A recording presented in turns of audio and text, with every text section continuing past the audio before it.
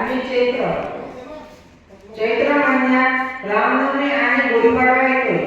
गुढीपाडवा हा हिंदू लोकांचा नववर्ष असते आणि रामनवमी राजा दशरथाच्या घरी माता कौशल्याच्या पोटी श्रीरामाचा जन्म झाला, तेव्हापासून रामनवमी हा साजरी केले जातो।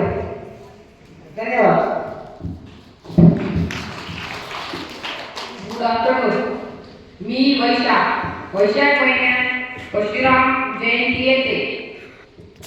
परशुराम हे विष्णूचे 7वे अवतार होते। थँक्यू। नमस्कार, मी ज्येष्ठ महिन्यातील सण वटपौर्णिमा। विवाहित स्त्रिया वडाच्या झाडाची पूजा करत असतात, कारण की त्यांच्या पतीचे आयुष्य दीर्घ होण्यासाठी। थँक्यू। नमस्कार, मी आषाढ महिन्यात आषाढी एकादशी असते। तो सण देवशयनी आषाढी असे म्हणून ओळखला जाते। हे सण पंढरपूर येथे साजरे केले जाते। थँक्यू। नमस्कार, मी श्रावण महिन्यातले सण नागपंचमी, गोकुळाष्टमी, कृष्ण जन्माष्टमी, रक्षाबंधन आहे आणि या महिन्याला महादेवाचा महिना मानला जातो, कारण हा महिना खूप पवित्र असते। थँक्यू। Good afternoon. मी भाद्रपद महिन्यात गणेश चतुर्थी आणि गौरी पूजन केले जाते।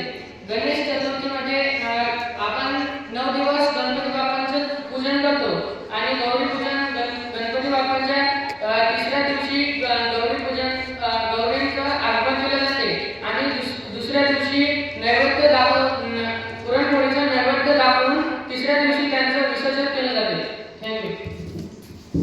नमस्कार, मी आश्विन महिन्यात नवरात्री, दसरा असे मोठे सण साजरे केले जातात। आश्विन महिन्यात पितृपूजनासाठी खास मानला जातो। पितृपक्ष म्हणजे कृष्णाचा पक्ष, म्हणून हा महिना मानला जातो। आश्विन महिन्यात येणारे सण नवरात्री, दसरा, पितृपक्ष। धन्यवाद। नमस्कार, मी कार्तिक महिन्यात दिवाळी आणि छठ पौर्णिमा हे 2 सण येतात। दिवाळी हा हिंदू धर्मीय प्रथम सण आहे। छठ पौर्णिमा हा हिंदू धर्मीय सण आहे। छठ पौर्णिमा सूर्यदेव आणि छठी मैयाला समर्पित असतो। थँक्यू। नमस्कार, मी मार्गशीर्ष मध्ये क्रिसमस हा सण येतो। क्रिसमस हा येशू ख्रिस्ताचा जन्मदिन म्हणून साजरा केला जातो। थँक्यू। नमस्कार, मी पौष।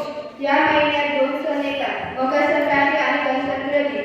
मकर संक्रांतीच्या दिवशी सूर्यप्रकाश किरणे घेणे हे आरोग्यासाठी फायदेशीर असतात। तसेच पतंग उडवणे ही परंपरा आहे। थँक्यू।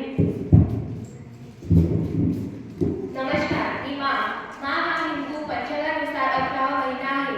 माघला धार्मिक महिना सुद्धा म्हटलं जाते।